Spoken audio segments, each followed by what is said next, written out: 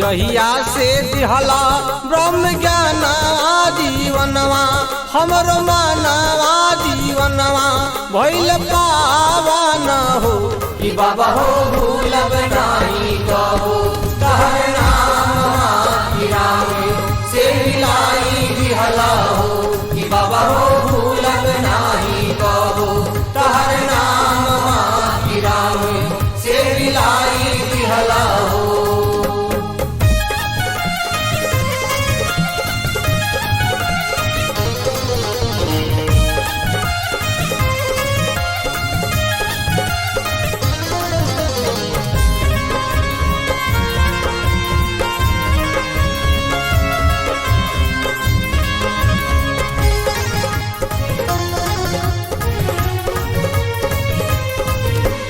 राम से मिलवला अपन बनवला पूरा भइल सब सपना हो।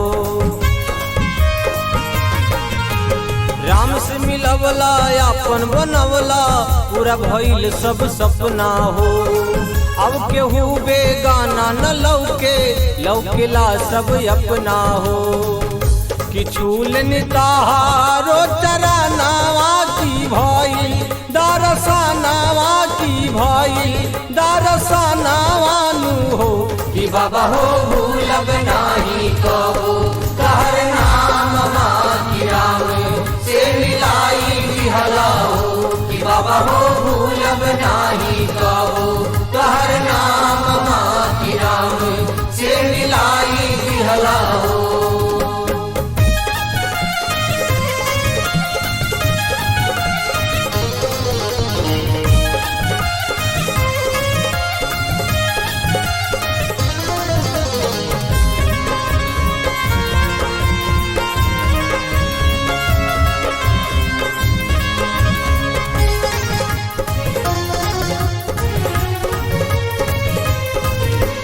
मिलवर तन भाईचारा सिखवला सबके गले लगवला हो। मिलवर तन भाईचारा सिखवला सबके गले लगवला हो।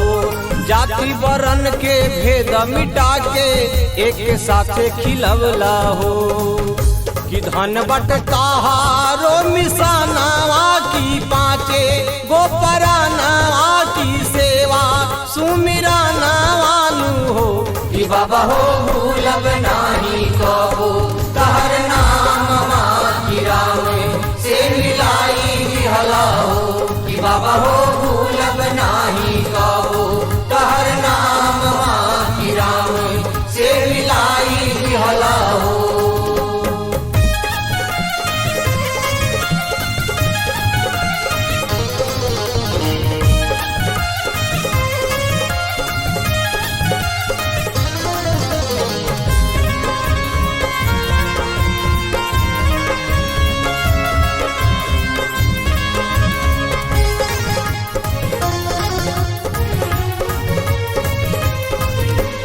अंधकार जीवन से हमरो ले लो प्रकाश में। अंधकार जीवन से हमरो ले लो प्रकाश में। जहाँ रही तहर नाम पुकारी हर पल हर छिन सांस में। मंगतन यही बारदानावा की गावे अरुण गानावा की ताहा रो भजनावानु हो कि बाबा हो भूलब नाही कहो तहर नाम राम से मिलाई दिहला हो कि बाबा हो भूलब नाही कहो तहर नाम राम से मिलाई दिहला